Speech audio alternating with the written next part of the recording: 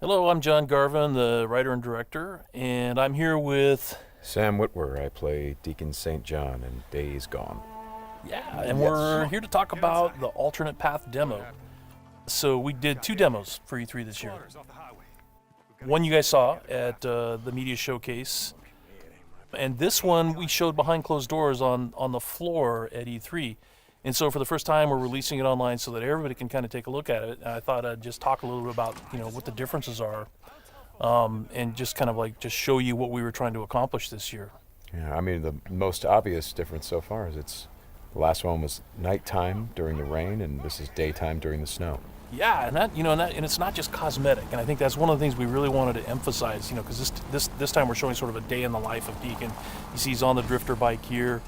We wanted to show a little more of the bike riding and how the weather can kind of impact that. So we have this drifting mechanic, right? You see him kind of slipping and sliding around a little bit. Changes the handling of the bike. That's really interesting. Now, there were wolves there last time, John, and these wolves would pursue you down this road, and then Deacon had to turn his back, shoot a wolf, and he got clotheslined right up there, didn't he? Yeah, exactly. So this time you see that he wasn't being chased by the wolves. That's a dynamic event that can that can happen or not. It just depends on when you're playing the game. Interesting. And this time Deacon saw the ambush and he was able to avoid it. So he kind of comes up and around and behind them. So does weather impacts whether these creatures show up or not in daytime, nighttime, all that stuff? Yeah, absolutely. So especially the freakers, they come out, they're mostly nocturnal, but they will come out as the weather gets colder. They become stronger in the cold. Right. And so that will, again, kind of change up the way the game plays. That's very, very, I kind of love that you decided to do this as a demo to show 2 completely different iterations on the same exact mission in the game. Yes, exactly. So we wanted to have, the job is basically the same. Deacon hears that his buddy's in trouble, rides out to save his life. And, as you can see here, this is a completely different experience from what we showed in the first demo. In the first one, Deacon gets clotheslined, and it sounded very painful, by the way. Oh, speaking of painful, okay, so the combat in this game is fairly brutal. John, you want to talk about that a little bit? Well, we just wanted to make it as realistic as possible. So, yeah, we're not holding back on that at all. And Sam's done most of his own stunt work for this. And I can tell you that when we're on the performance stage and we're capturing that stuff, we just try to keep it real, right? Right. Well, right. There was sort of a decision made at some point. I've been on the project for 2 or 3 years now. Yeah, I think 3 years. And so early on, I think there was a more, what were we? It was more Kurt Russell and sort of a two-fisted thing, and then it turned into, hey, let's take this quite seriously. And what that required is a lot more. Taking this combat stuff and showing the horror of the violence that happens and it were this type of circumstance to take place. I mean, realism, weirdly enough, is the thing we keep going back to when it comes to not just the stunts, but also the performance style. I think, it was very important that it doesn't seem like a bunch of actors, saying lines. It was all very incidental. And we wanted the world to sort of reflect that as well. So you saw there that, Deacon broke into that emergency vehicle and found some supplies. So this is what we're calling our survival vision. So you saw that earlier when he was looking at Manny's bike on the ground. Mm-hmm. And it's just kind of a way of seeing tracks in the world and sort of imagining what might have happened. Mm-hmm. And here I just wanted to point out that you're seeing in this part of the demo that there are freakers there. There weren't there before because it wasn't snowing. It was, and it was getting lighter out. It wasn't getting darker like it is. And so, it changes up the way you can play through the level. And what is this? We call this the meat wall. The meat wall. Yeah, and it's not just there, to make the guys who put them up to seem evil. They're there for a purpose because, again, freakers are living creatures. They eat. That's their primary thing. They want to eat. And so you hang these dead freakers up, and any freaker, rather than coming into their camp like you see here, they would actually stop and snack. Yeah, exactly. Yeah. And then the same thing with this freaker that they've hung upside down. Mm-hmm. There's a bear trap underneath it, and they use that because a freaker will come, be attracted to the meat, and then hit that trap.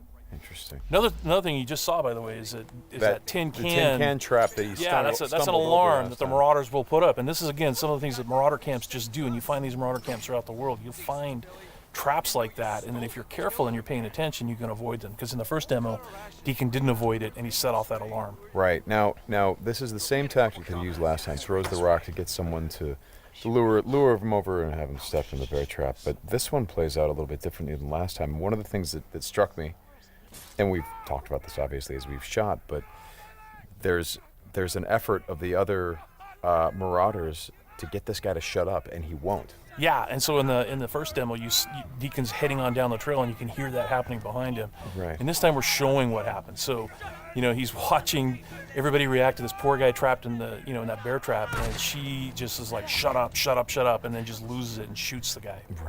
Right. And of course, in the meantime, Deacon is crafting a Molotov and just takes them all out. Right. Oh boy, that's good. Ow. So again, it's like in the previous demo, Deacon would have gone off to the trail down to the right. This time he's going to head this way. He follows the tracks, and comes under a sniper attack. Now let me ask you something about the survival. Okay, there's a sniper attack coming, but the survival vision is, if you don't say upgrade your survival vision, can you miss clues? I mean, are there things that you would get if you upgraded your survival vision that would help you complete the mission better? Exactly, and you have to, we have a whole skill tree, and it's all tied to the experience that you can earn as you're just playing through the game, and then you can upgrade those things. What's happening here? We got a freaker tied to a tree. Yeah, so this is another type of trap that Marauders will set. They will they will basically chain freakers to the perimeter of their camps, and they use them as kind of an alarm system. And then that, you saw that Marauder there. He was just tormenting the poor freaker, and then so Deacon kind of takes advantage of that.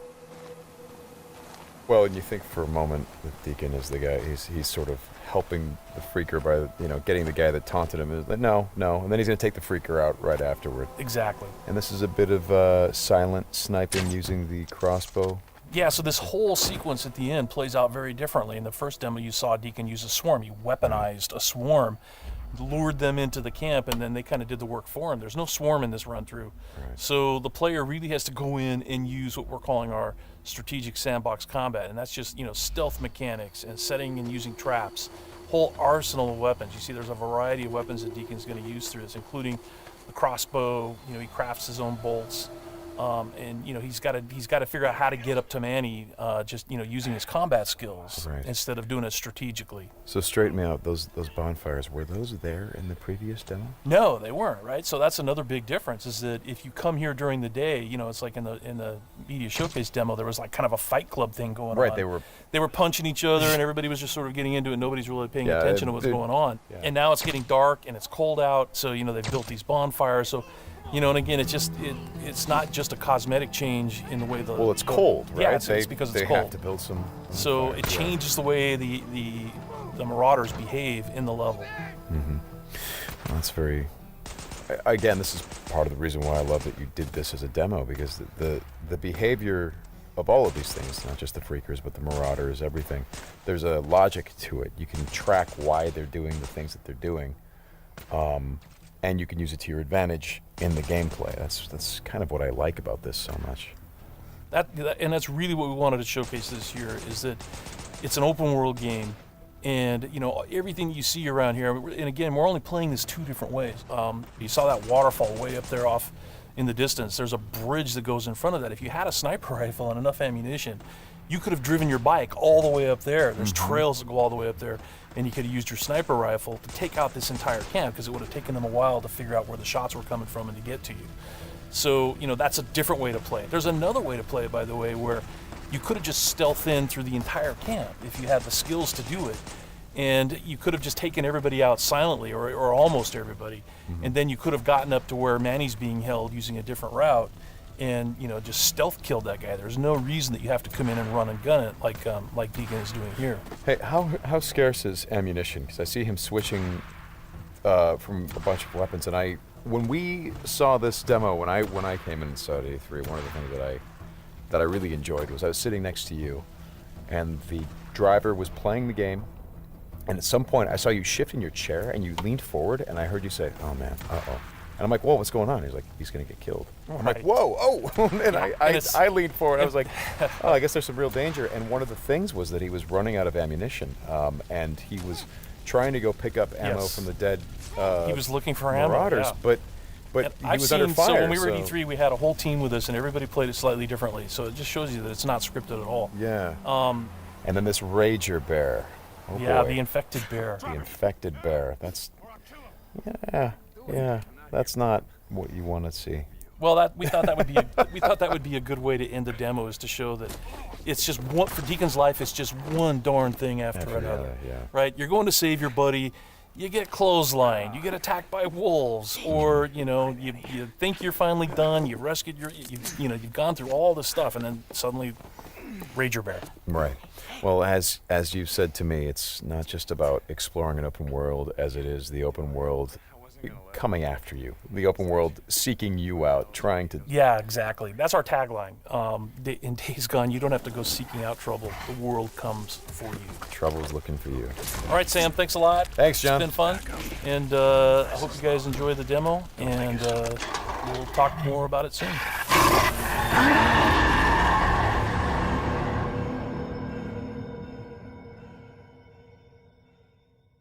PlayStation